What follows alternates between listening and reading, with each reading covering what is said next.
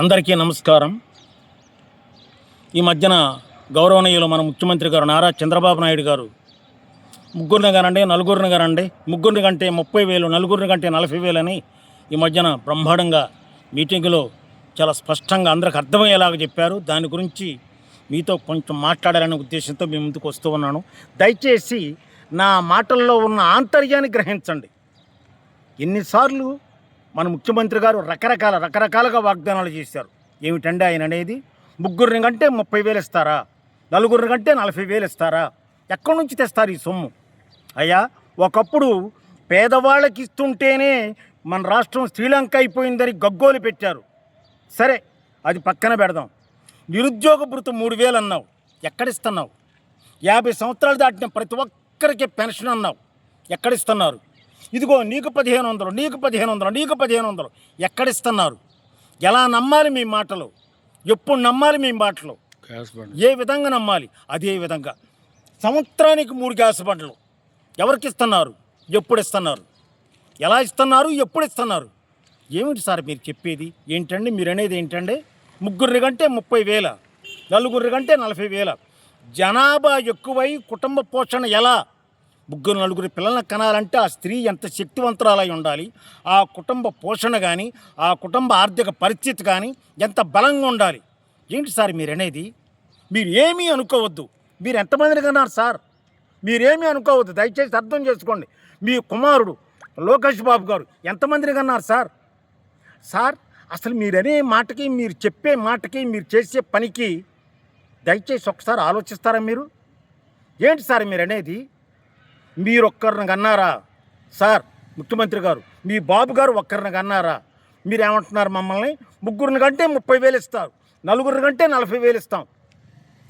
ఆర్థిక సమస్యలతో అతలాకుతలమై petrol, diesel, అయ్యా మొన్నటి వరకేంటి యూరియా లైన్, అసలు ఏదండి కొరత లేకుండా ఏది సమృద్ధిగా సమిష్టిగా ఉందో ఆలోచించండి మీరు.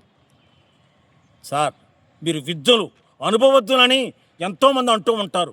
మీ అనుభవాన్ని పరిపాలన చూపించండి సార్. మీ అనుభవాన్ని ఈ విధంగా ఒక విధమైన మాటలతో మీకు మీరే దయచేసి మీ గౌరవాన్ని మీరు తగ్గించుకోవద్దు. దీన్ని తీవ్రంగా ఖండిస్తున్నాం.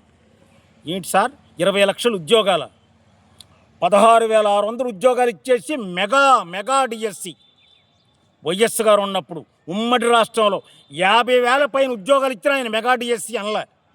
50,000 పైన, మీరు 16,000 పైన ఏదో ఇచ్చేసి మెగా డిఎస్సి అన్నారు. మరి అదే విధంగా 98లో ఉద్యోగస్తుల్ని, 2008లో ఉద్యోగస్తుల్ని ఎంతోమంది చక్కగా ఏది పూర్తిగా వాళ్ళు వెనకబడి అసలు వాళ్ళు ఊసే ఎత్తకపోతే ఆ ఉద్యోగాలన్నీ పోయిన గవర్నమెంట్ జగన్మోహన్ రెడ్డి గారు ఇచ్చారు. మీరు ఆలోచించండి సార్. మీరు ఆలోచించకుండా మీరు ఏది పడితే అది మీరు, ఎందుకంటే మీరు ఆలోచన పరులే. మీ అనుభవాన్ని, మీ ఆలోచన మేము కాదనం, కానీ మీ మాటల ద్వారానే ఒక విధంగా మన రాష్ట్రం ఏ స్థితిలో ఉందో అర్థమవుతుంది సార్. ఏంటి సార్ మీరు అనేది? ప్రతిదీ చాలా తేలిగ్గా. ఇంకొక మాట అన్నారు మీరు ఈ మధ్యన, అది ఇది ఏం కాదు. ఏంటండి, మత్స్యకారులు గొడ్ల పార్టీయా సార్? గొడ్డల పార్టీ, వైసీపీ పార్టీ గొడ్ల పార్టీయా? ఏంటి సార్ మీరు మాట్లాడేది? పెద్దలై ఉండి మత్స్యకారులకు ఎవరు న్యాయం చేశారో వాళ్ళనే అడగండి సార్, మేం చెప్పం. వాళ్ళనే అడగండి. ఒక స్కూలు, ఒక వైద్యాలయం, ఒక విద్యాలయం ఎవరు బాగు చేశారో ప్రతి ఒక్కరికీ తెలుసు.